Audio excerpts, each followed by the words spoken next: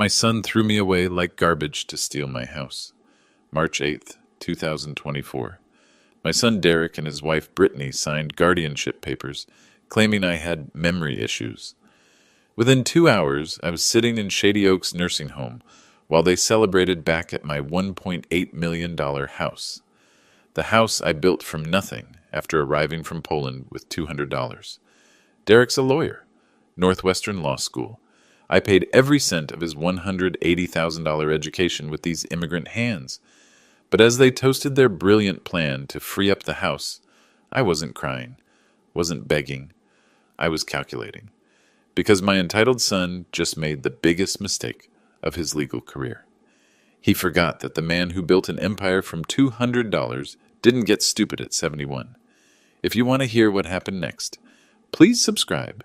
This story's just getting started. Let me take you back to how this betrayal started. I came to America in 1978. 28 years old, spoke maybe 50 words of English, carried everything I owned in one suitcase. But I had something Derek never understood: hunger. Within 6 months, I was swinging a hammer for Murphy Construction. Within 2 years, I'd saved enough to buy my first truck. By 1982, I incorporated Kowalski Construction. Just me and a toolbox that cost me $47 at Sears. Derek was born in 1981. Never knew poverty. Never knew what it meant to work 16-hour days just to put food on the table. While I was building houses, he was complaining about his PlayStation being outdated. But I didn't mind. This was why I came to America, so my son could have opportunities I never had. I put Derek through Northwestern Law School every semester, $15,000, 4 years, $180,000 total. I have the receipts, kept every single one in my filing cabinet, organized by year. That's what immigrants do. We document everything because we know nobody gives us the benefit of the doubt. By 2024, Kowalski Construction employed 52 people. We'd built over 300 homes in the Chicago suburbs. My personal net worth? Just over $4 million. Not bad for a guy who couldn't pronounce entrepreneur when he started. The house Derek wanted so badly. I bought it in 1985 for $180,000. Prime real estate in Wilmette, 4 bedrooms, Tudor style, built in 1954. Today's value, $1.8 million. Mortgage-free since 2008. But Derek saw all of this differently. To him, I wasn't a successful businessman. I was an embarrassing immigrant dad who spoke with an accent and used the wrong fork at fancy restaurants. The end began 3 weeks ago. March 4th, Monday evening, 7:30 p.m. Derek called a family meeting at his downtown office. 31st floor, floor-to-ceiling windows, leather chairs that probably cost more than my first car. "Dad, we need to talk about your future," Derek said, adjusting his $3,000 Armani suit. Brittany sat beside him, nodding like a dashboard bobblehead. She'd been posting on Facebook about how difficult it was dealing with aging in-laws. I'd seen the posts. She thought I didn't understand social media. "We're concerned about your memory," Derek continued. "Last week you forgot where you put your keys." "I found them in the refrigerator," I said. "Exactly." Derek exchanged a look with Brittany. "That's not normal, Dad." Normal? I'd been putting my keys in the refrigerator since 1979. It was a habit I picked up from my father in Poland.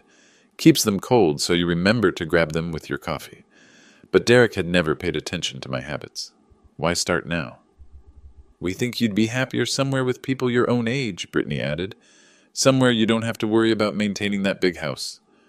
That big house. The way she said it, like it was a burden instead of my life's work. "And what happens to my house?" I asked. Derek cleared his throat. "We'd handle the sale. Make sure you get a fair price. Put the money in a trust for your care." A trust, controlled by Derek. They had it all figured out. Shady Oaks Nursing Home cost $8,500 per month. Quality care, they said. Professional staff. Activities. I'd love it there. "How long have you been planning this?" I asked. "Planning?" Derek laughed. "Dad, we're trying to help you. This is about your safety, your well-being."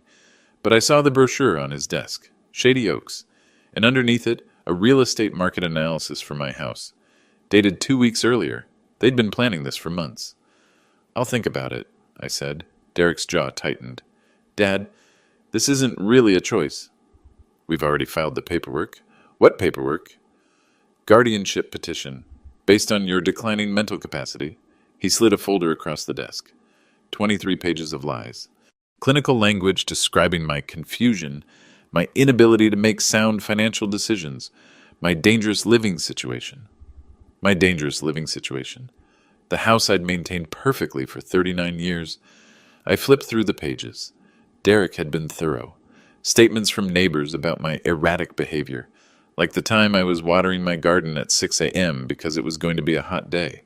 Testimony from his secretary about my aggressive phone calls, because I'd raised my voice when Derek missed our lunch appointment for the third time. This is fiction, I said quietly. It's reality, Dad. You're 71 years old.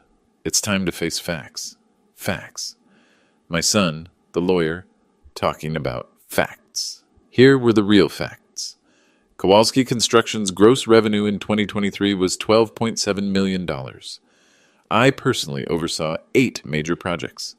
My last physical exam, February 15th, showed blood pressure 120/80.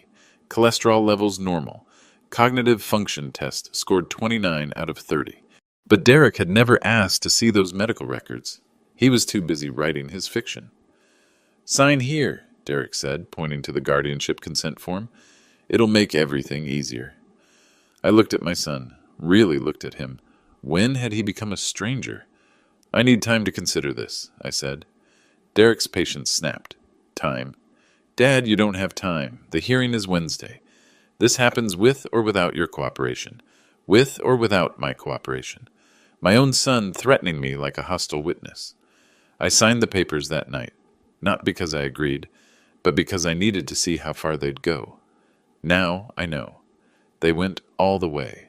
Wednesday, March 6th. The guardianship hearing lasted 47 minutes. I sat in Cook County Courthouse, listening to my son lie under oath. Derek presented his case with the confidence of someone who'd never been challenged. Medical concerns, safety issues, financial vulnerability. The judge, an overworked woman in her 50s, barely looked up from her paperwork. She'd seen 1,000 cases like this. Aging parent, concerned children, standard procedure. Guardianship granted, she announced, effective immediately. Derek shook hands with his attorney. Brittany smiled and squeezed his arm. Victory celebration. I said nothing, just watched and memorized every detail. By Friday afternoon, I was sitting in room 237 at Shady Oaks. Beige walls, industrial carpet, the smell of disinfectant and despair. My new home, according to my loving family. The staff was polite but distant. They'd seen it before. Another elderly man whose family had made the difficult decision. They brought me pudding cups and asked about my television preferences. Derek and Brittany came by Saturday morning. Official visit. Checking on Dad's adjustment period. You look good, Dad, Derek said, glancing around the room like he was inspecting a hotel. This place has excellent reviews. Excellent reviews. I wondered if he'd read the online complaints about understaffing and medication errors. Probably not. Derek only researched things that benefited Derek. They stayed 23 minutes. Long enough to ease their conscience, short enough to avoid real conversation. After they left, I sat by my window and thought about chess. My father taught me to play when I was 8 years old. First lesson, always think 3 moves ahead. Derek thought he'd won. But the game was just beginning. Sunday evening, March 10th, 6:47 p.m. I was walking past the nurse's station when I heard Derek's voice coming from the family conference room. The door was cracked open, maybe 2 inches. He was on speakerphone with Brittany. The old man bought it completely, Derek was saying. Didn't even fight the guardianship. I stopped walking, pressed myself against the wall, and listened. Thank God, Brittany replied through the speaker. I was worried he'd cause problems. You know how these immigrant types can be stubborn? These immigrant types. He's totally defeated, Derek continued, sitting in that room like a whipped dog. I almost felt sorry for him. Almost. When do we list the house? Brittany asked. Already called the realtor. Market analysis says we should ask $1.95 million, settle around 1.8. Hot market right now. Perfect. And the business? That's trickier. 52 employees, ongoing contracts, But Dad's partners know he's incompetent now. They'll buy us out to avoid complications. Incompetent. My business partner's men I'd worked with for 20 years thought I was incompetent because my son told them so. How much from the business? Brittany pressed. Conservative estimate? 2 million. Maybe more if we play it right. I was listening to my son calculate my net worth like I was already dead. So, total liquidation, we're looking at what, 4 million? Give or take, minus the nursing home costs, but that's minimal. Dad's got maybe 10 years left. 15 if he's unlucky. Shady Oaks costs $100,000 annually. We're still looking at $3.5 million minimum, if he's unlucky. Derek was hoping I'd die sooner rather than later. What about the cultural stuff? Brittany asked. All those Polish books and photos? Derek laughed. Actually laughed. Garbage pickup is Tuesdays. I'll handle it. My life's memories. Garbage pickup. Good, Brittany said. I never could stand all that old world crap anyway. The house will show much better without the immigrant museum vibe. Immigrant museum vibe. Honestly, Derek continued, this worked out better than I hoped. Dad's completely broken. No fight left in him whatsoever. You sure he won't cause problems later? Look at him, Britt. He's done. These old immigrants, once they lose face, they just give up. It's cultural. Pride thing, cultural, pride thing. Derek thought he understood Polish culture because he'd heard me mention honor and respect a few times. But he'd missed the most important lesson. Polish men don't get even. We get ahead. So, timeline? Brittany asked. House on the market Monday. Business liquidation within 60 days. By summer, we'll have enough to buy that place in Highland Park and still have $2 million invested. Highland Park. They were buying their dream house with my life's work. I can't believe we pulled this off, Brittany giggled. Your dad actually signed the papers. Like I said, he bought it completely. Thinks we're concerned about his welfare. They both laughed then, my son and his wife laughing about how easily they'd destroyed my life. Best part, Derek added, is that it's all legal. Guardianship gives us total control. He can complain all he wants. Who's going to listen to a confused old immigrant? A confused old immigrant? I'd heard enough. I walked back to room 237, closed the door, and sat on my narrow bed. The walls seemed smaller now. The beige paint looked dirtier. But I wasn't defeated. I wasn't broken. And I certainly wasn't confused. I was furious. Derek had made two critical mistakes. First, he assumed that quiet meant weak. Second, he forgot that the confused old immigrant still owned everything he was planning to steal. The house deed was in my name only. The business partnerships were structured to require my personal signature for any major decisions. Derek's guardianship gave him power over my daily care, not my property rights. My son, the lawyer, had overlooked some very important legal details. Time to teach him about Polish pride. Monday morning, March 11th, 6:23 a.m., I sat in my nursing home bed, watching the sunrise through my small window. Derek thought I was broken. Brittany thought I was garbage. They both thought I was finished. They were about to learn the difference between defeated and strategic. I'd spent the night cataloging everything I owned. Not just the big items, the house, the business, the investments, but every detail that mattered. The house at 847 Maple Street, Wilmette. Purchased May 15th, 1985. Deed filed in my name only. Illinois property law is clear. Guardianship doesn't transfer property ownership. Derek could make decisions about my health care, my living situation, even my daily expenses. But he couldn't sell what he didn't own. Kowalski Construction, LLC, Incorporated, October 3rd, 1982. I owned 60%. My business partners, Tom Rodriguez and Jim Casey, owned 20% each. Company bylaws required unanimous consent for major decisions, including ownership transfers. Derek's guardianship meant nothing here. Chase bank account, $847,000 in liquid assets. Derek had access as guardian, but every transaction over $10,000 required court approval. He'd need to justify every expense to Judge Martinez. Investment portfolio through Merrill Lynch. $1.2 million in stocks and bonds. Same rules applied. The beautiful thing about American legal system? It protects property rights. Derek knew family law and corporate litigation. But real estate law? Property transfers? He'd focused on the wrong specialty. I smiled, thinking about his Northwestern Law School education, $180,000, and he'd missed the most basic principle. You can't steal what you don't legally control. But I had bigger plans than just blocking Derek's theft. I was going to turn his betrayal into his destruction. 7:15 a.m.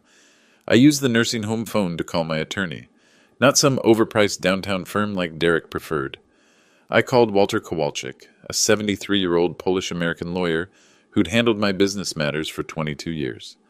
Walter understood loyalty, he understood family, and he definitely understood what Derek had tried to pull. Stanley? What the hell is this guardianship nonsense? It's exactly what you think, Walter. Your son's trying to rob you. Trying is the key word. Walter was quiet for a moment. What do you need? I want to reverse the guardianship. File a motion claiming fraud and false testimony. Easy enough. Your medical records alone will destroy Derek's case. But Stanley, why are you whispering? I looked toward my door. I'm calling from Shady Oaks. Derek doesn't know I'm fighting back. Jesus Christ, he actually put you in a home? He did. And Walter, I want to sell the house. Another pause. Sell it? To who? The Polish-American Cultural Center on Milwaukee Avenue. You know the place. Walter whistled softly. That's how... Brilliant. They'd love to have a property like that. But Stanley, your house is worth $1.8 million. The Cultural Center doesn't have that kind of money. They don't need it. I'm donating the house. Full charitable contribution. Tax write-off, and Derek gets nothing. You want to give away $1.8 million out of spite? Not spite, Walter. Justice. And it's not giving it away. It's investing in something that matters. The Cultural Center can use it for educational programs, community meetings, immigrant success stories. I could hear Walter typing on his computer. This is legally sound, Stanley. Guardianship doesn't prevent charitable donations, especially from competent individuals, and your medical records prove competency. How fast can we do this? Motion to reverse guardianship? I can file today. House donation? More complicated, but if you're determined, 72 hours, maybe less. 72 hours. Derek's realtor was planning to list the house Thursday morning. I'd beat him by 48 hours. Do it, I said. Stanley, are you sure? This is permanent. Once you sign those donation papers, there's no going back. I thought about Derek's laughter, about Brittany calling my memories garbage, about them stealing my life's work and buying their Highland Park dream house with the proceeds. I'm sure. What about your son? This will destroy him financially. Walter, my son just spent 2 weeks convincing a judge I'm mentally incompetent so he could steal everything I built. He threw me in a nursing home like garbage and laughed about it. He's already destroyed our relationship. I'm just returning the favor. Walter was quiet for 30 seconds. Then, I'll start the paperwork. But Stanley, you might want to think about timing. What do you mean? Derek's planning some kind of celebration, right? Probably invited friends, family, maybe his real estate agent. Might be interesting if certain news broke during their little party. Now I was the one laughing. Walter, that's why I've kept you as my lawyer for 22 years. Polish men stick together, especially against entitled American brats who forget where they came from.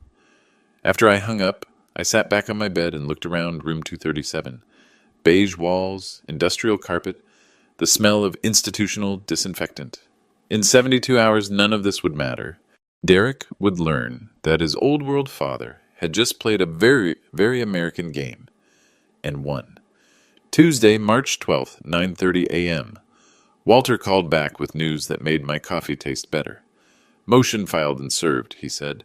Derek's law firm received the papers an hour ago. Judge Martinez scheduled an emergency hearing for Thursday at 2 p.m.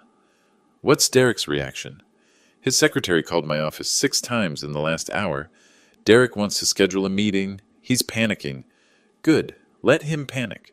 But I wasn't done gathering intelligence. I had 48 hours to build an airtight case, and I needed to know exactly what Derek had been telling people. First call. Dr. Patricia Morrison, my primary physician for 12 years. Stanley, I heard about the nursing home situation. I have to say, I was surprised. Why surprised? Well, your son Derek called last month asking about your mental state. Said the family was concerned about memory issues, decision-making problems. I told him your February exam showed perfect. Cognitive function scored 29 out of 30 on the Montreal test. Above average for your age group. Derek had lied to the court about my medical condition, but he'd also lied about consulting my doctor. Did Derek request copies of my medical records? No, and that struck me as odd. If he was genuinely concerned, wouldn't he want documentation? Instead, he seemed more interested in whether I'd noticed any decline. More evidence. I asked Dr. Morrison to prepare a written statement about my cognitive health in Derek's phone call. Second call. Tom Rodriguez, my business partner at Kowalski Construction. Stan, what the hell is going on? Derek came by yesterday claiming you'd asked him to handle business decisions because you're having memory problems. My jaw tightened. What exactly did he say? Said you were confused about financial matters, couldn't handle the stress of running a company, wanted to discuss buying out your share of the business. And what did you tell him? I told him to go to hell. Stan, you were here last Friday reviewing the Northbrook project. Sharp as ever. If you're having memory problems, I'm having memory problems. Tom agreed to document Derek's visit and his claims about my mental state. Third call. My neighbor, Mrs. Helen Patterson, 78 years old, lived next door for 15 years. Oh, Stanley, I'm so sorry about the nursing home. Though I have to say, some of the things Derek told people around the neighborhood, such as, he said you'd been acting erratically, wandering around at night, forgetting to pay bills, letting the house fall apart. Said the family was worried about your safety. I looked out my nursing home window at the gray parking lot. Helen, when was the last time you saw me acting erratically? She laughed. You're the most organized person I know. Your lawn is always perfect. Your bills are always paid on time. The only erratic thing I've seen is you watering your garden at 6 in the morning, but you've done that for years. Mrs. Patterson had been mentioned in Derek's guardianship petition as a concerned neighbor who'd witnessed my declining mental state. She'd never spoken to Derek in her life. Fourth call, James Murphy at First National Bank, where I'd kept my accounts for 18 years. Mr. Kowalski, your son was here last week asking about your finances. Said he needed to understand your assets because of your declining health. Did you give him information? Of course not. Banking privacy laws. But he seemed very interested in your account balances and investment portfolio. Kept asking about your competency to handle financial decisions. Murphy confirmed that Derek had never mentioned guardianship during his visit. He'd been fishing for information while lying about his legal authority. By noon, I had statements from my doctor, business partners, neighbor, and banker. All confirmed the same thing. Derek had been spreading lies about my mental state while gathering intelligence about my assets. Walter called at 1:45 p.m. Stanley, this is better than I hoped. Derek's guardianship petition's built on pure fiction. Every witness he claimed either doesn't exist or contradicts his testimony. What about the cultural center donation? Board meeting tonight at 7. I've explained the situation. They're very interested, but they want to meet you first. I'm stuck in a nursing home, Walter. Not anymore. I got you a day pass for the meeting. Medical necessity, you need to review legal documents. At 6:30 p.m., I walked into the Polish American Cultural Center on Milwaukee Avenue. First time I'd left Shady Oaks in 4 days. The building was beautiful. Restored 1920s mansion, hardwood floors, stained glass windows. Photos of Polish immigrants lined the walls, men and women who'd built lives from nothing, just like me. The board was waiting. 12 successful Polish Americans who understood exactly what Derek had tried to do. Mr. Kowalski, said the board president, we'd be honored to accept your donation. Time for phase 2 of my plan. Wednesday, March 13th, 8:15 a.m. I woke up in room 237 for what I hoped would be the last time. Walter had worked through the night. By morning, 3 sets of legal papers were filed with Cook County Courthouse. Motion to reverse guardianship, property donation agreement, and emergency injunction to prevent asset seizure. Derek had no idea what was coming. At 9:45 a.m., I called the Polish American Cultural Center. Mrs. Kowalski, said Board President Maria Novak, we've finalized the paperwork. Your house will become the Stanley Kowalski Center for Immigrant Success. We'll use it for educational programs, community meetings, and a museum showcasing Polish-American achievements. A museum. Derek had called my memories garbage, but the cultural center wanted to preserve and celebrate them. "When do we close?" I asked. "This afternoon. 2 o'clock. Can you be there?" "I'll be there." At 11:30 a.m., my phone rang. Derek. "Dad, what the hell's going on?" My office received some kind of legal motion. His voice was tight, panicked. The confident lawyer from Monday was gone. "Just some paperwork, Derek." "Paperwork? You're trying to reverse the guardianship. On what grounds?" "Fraud, false testimony, elder abuse." I kept my voice calm, matter of fact. "Walter says we have a strong case." "Walter Kowalczyk?" "Dad, he's ancient." "You need real legal representation." "Real legal representation. Like Derek?" "Walter's been handling my affairs since before you passed the bar exam." "This is insane." "Dad, I'm trying to help you." "The guardianship protects your interests." "Whose interests, Derek? Mine or yours?" Silence on the line. "I don't know what you're talking about." "Sunday night, conference room at Shady Oaks. You were on speakerphone with Brittany." More silence, longer this time. "Dad, I heard everything, the house sale, the business liquidation, Highland Park, all of it." Derek's breathing changed. "You were eavesdropping?" "I was walking past an open door." "You were discussing my death timeline and how much money you'd make." "That's not—" "Dad, you're confused." "You misunderstood." "I misunderstood garbage pickup is Tuesday when you talked about throwing away my Polish books." Derek was quiet for 30 seconds. "Okay," he said finally. "Maybe we were premature in some of our planning." "But Dad, you need care, professional supervision." "I need respect, Derek." "Something you forgot how to give. This is emotional." "You're not thinking clearly. Let me come over and we'll talk." Too late for talking. I hung up. At 2 p.m., I sat in Walter's office signing donation papers. The house at 847 Maple Street, worth $1.8 million, was officially transferred to the Polish-American Cultural Center. Derek would get nothing. At 2:47 p.m., my phone exploded with calls. Derek had discovered the property transfer. His realtor had arrived at the house to find a sold sign in the yard, and Cultural Center representatives measuring rooms for their Immigrant Success Museum. I didn't answer Derek's calls. Let him panic. At 4:15 p.m., Derek appeared at Shady Oaks. Brittany was with him, looking like someone had died. They found me in the recreation room playing chess with another resident.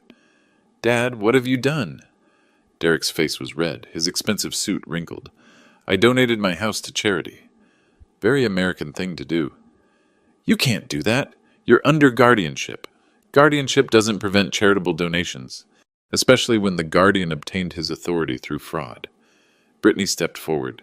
"Stanley, be reasonable. We can work something out." "Work something out? Like you worked out stealing my house while I was stuck in this place?" Derek pulled up a chair. "Dad, I know you're angry. Maybe we moved too fast, but you can reverse the donation. We'll find a different solution." "Derek, the donation is final. Irrevocable. Your dream house in Highland Park? Find a different way to pay for it."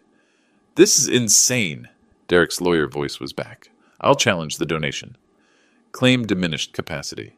Based on what medical evidence?" "Dr. Morrison will testify I'm perfectly competent. So will my business partners. So will my neighbors." Derek looked confused. "What neighbors?" "The ones you claimed were worried about my erratic behavior. Mrs. Patterson says she's never spoken to you in her life." Derek's face went pale. He'd forgotten that lies have consequences. "You can't do this to us," Brittany whined. "We have plans." "Financial obligations." I looked at my son's wife. "Brittany, you called my life's memories garbage. You called my home an immigrant museum. Why would you want garbage?" Derek stood up. "This isn't over?" "Yes, Derek." "It is." They left without another word. Tomorrow's guardianship hearing would be interesting. Thursday, March 14th, 6:32 a.m. Derek wasn't giving up without a fight. I woke to find 3 voicemails on my phone, all from Derek's law firm. Emergency motions, injunctions, threats of criminal charges for financial elder abuse. My son was using every legal trick he knew.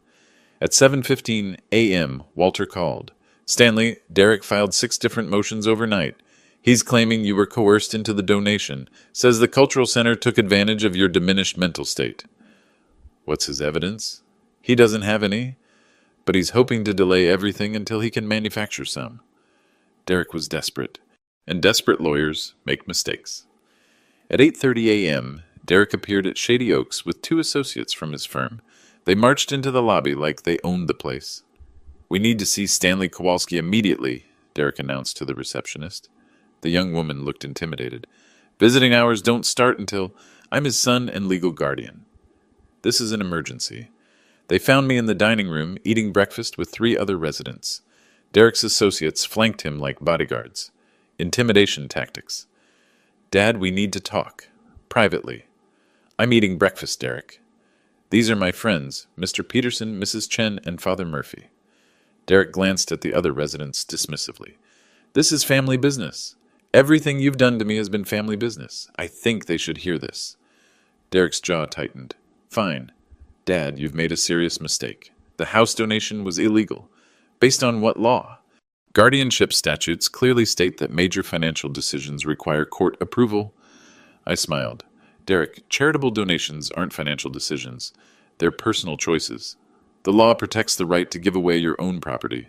One of Derek's associates whispered something in his ear. Derek nodded.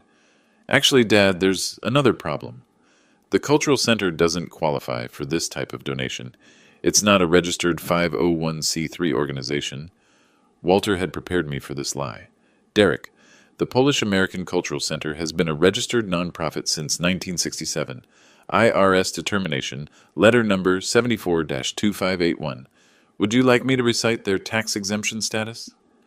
Derek's face flushed. His associates looked uncomfortable. "Look," Derek said, switching tactics. "Maybe we can find a compromise. You want to support Polish culture? Fine. We'll set up a trust fund. Donate part of the house proceeds. How much were you thinking? 20,000, 30, 20,000. Out of $1.8 million. Mrs. Chen, sitting beside me, snorted with disgust. "Young man, your father gave away nearly $2 million to preserve his heritage. You're offering crumbs." Derek turned to her. "Ma'am, this is a private family matter." "Nothing private about disrespecting your elders," Mrs. Chen replied.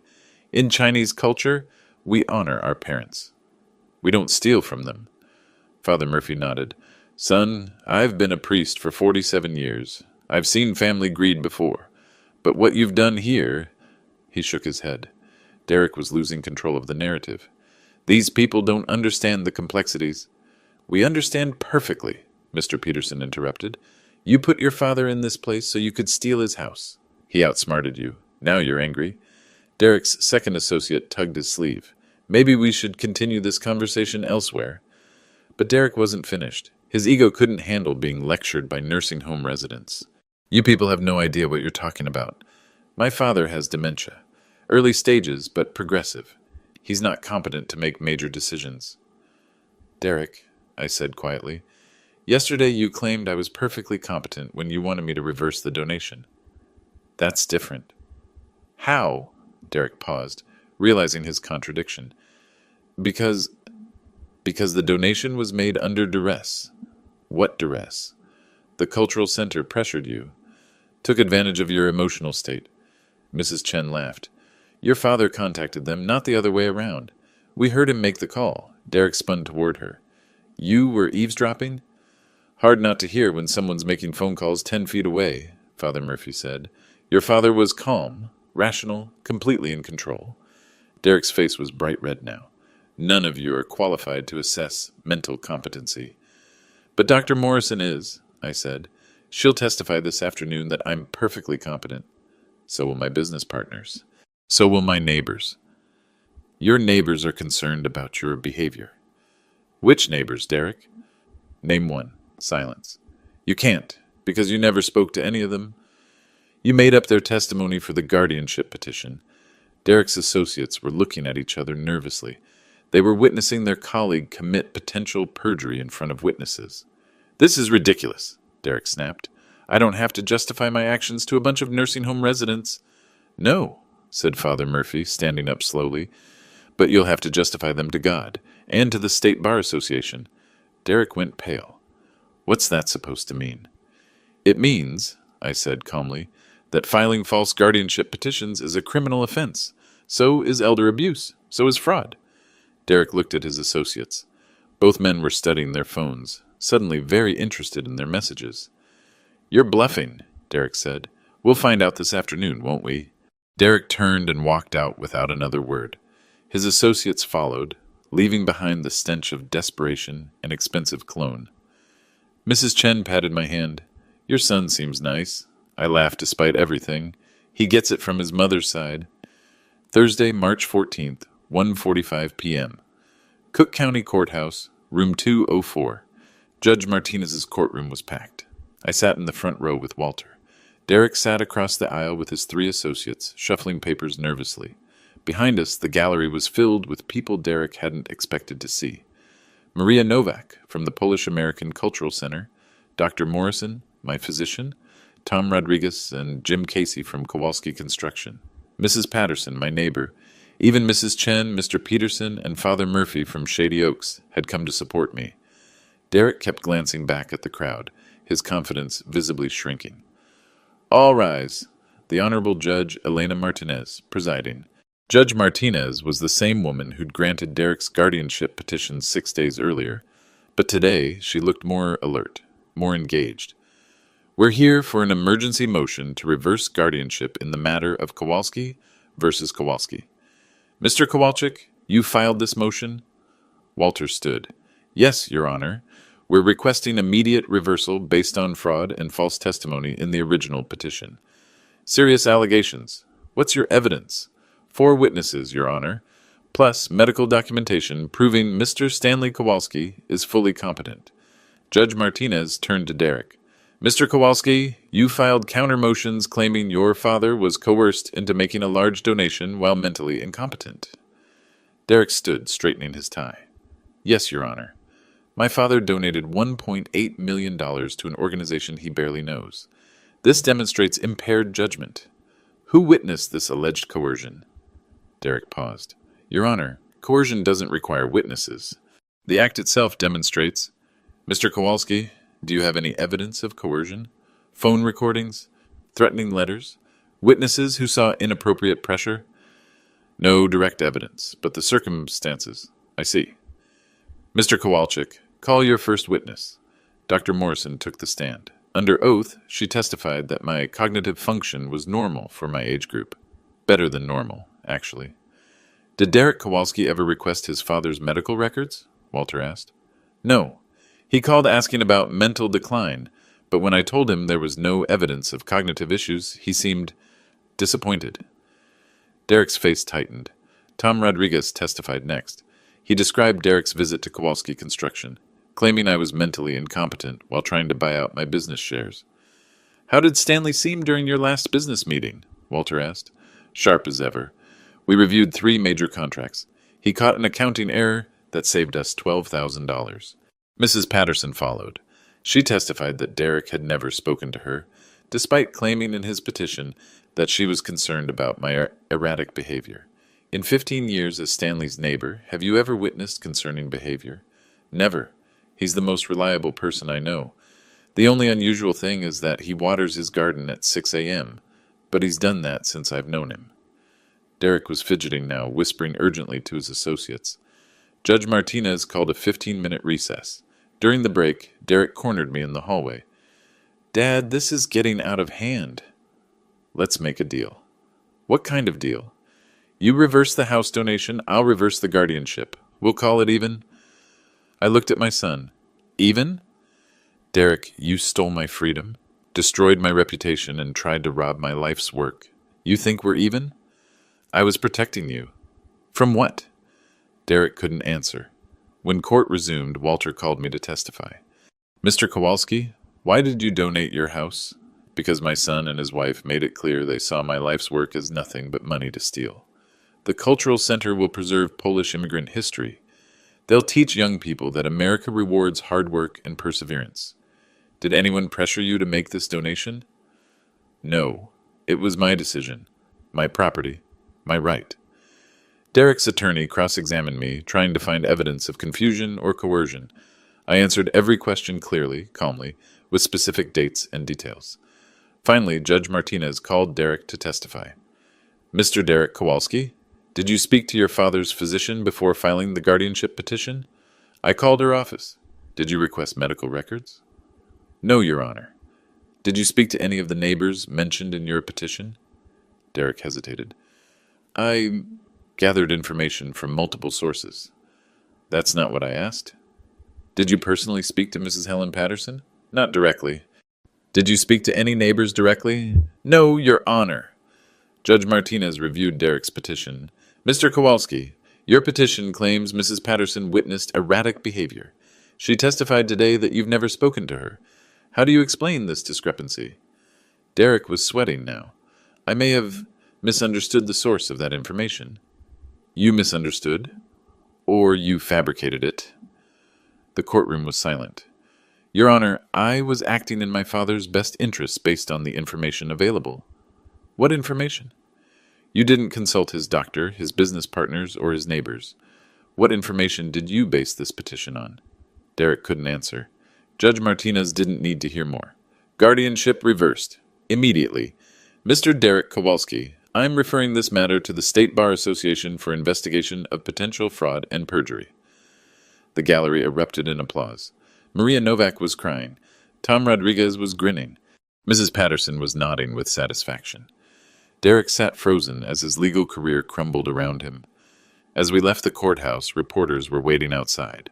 The Polish-American Cultural Center had issued a press release about the donation, and local news stations were interested in the story.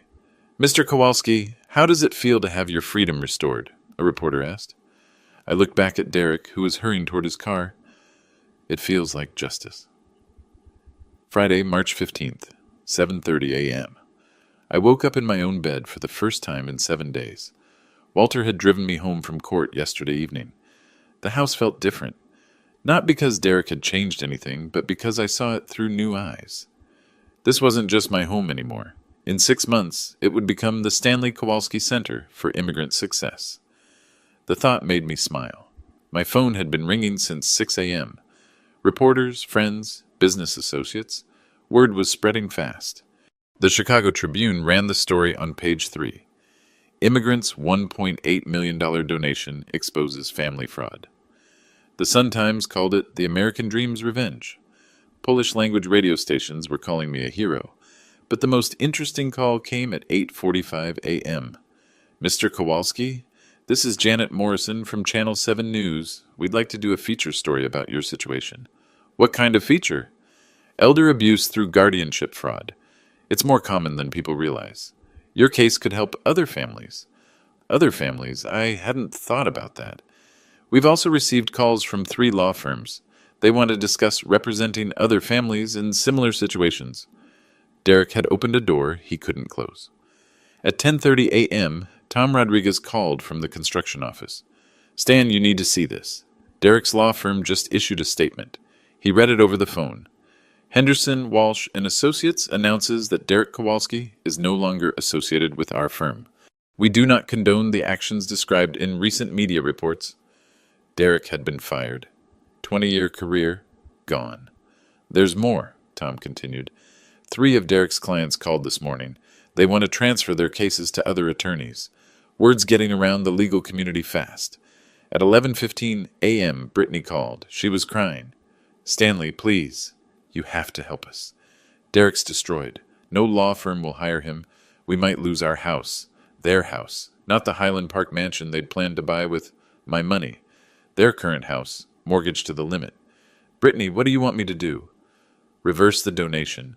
Please. We'll give you half. Derek learned his lesson. Half of my own money. What lesson did Derek learn? That family comes first. That he shouldn't have put you in that place. And that we should have talked to you before making decisions. She still didn't understand. This wasn't about process or communication. This was about respect. Brittany, Derek called my life's memories garbage. You said my house had an immigrant museum vibe. You laughed about my death timeline. What lesson covers that? She was quiet for 30 seconds. We were wrong. We said terrible things. But Stanley, we're family. Family doesn't throw family in nursing homes to steal their property. Please. Derek's career is ruined. Isn't that enough? It's not about enough, Brittany. It's about consequences. I hung up. At 1 p.m., I drove to the Polish American Cultural Center. Maria Nowak showed me the architectural plans for converting my house into a community center. The living room will be our main meeting space, she explained. The kitchen will be perfect for cooking classes. Traditional Polish recipes. Your study will become a library of immigrant success stories. What about the basement? Museum space. We want to display photos and artifacts from Polish families who built lives in America. Your construction company awards, your immigration documents, your father's tools from the old country. My father's tools. I'd kept them in a glass case for 30 years. Derek thought they were junk. When do we begin renovations? 6 months. We need time to raise money for the conversion. The house is worth $1.8 million, but making it functional as a community center will cost another $400,000. I'll cover the renovation costs, I said. Maria stared at me. Stanley, you've already given us everything. Not everything. I still have the business, investments, other assets. What's another $400,000 to ensure this place serves the community for 50 years? That evening, I sat in my study, looking through old photo albums.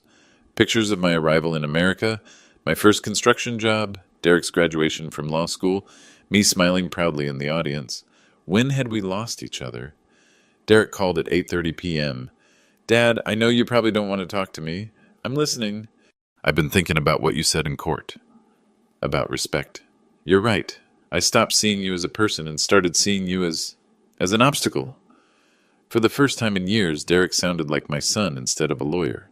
Why, Derek? I don't know. Maybe because your success made me feel like nothing I accomplished was really mine. You paid for law school, helped with my first house down payment, gave me everything. I wanted something that was just mine. So you decided to take everything that was mine. Yes, and I was wrong. Completely, totally wrong. I waited. Dad, I can't undo what I did. But I want you to know, I remember who you are, what you built, what you sacrificed.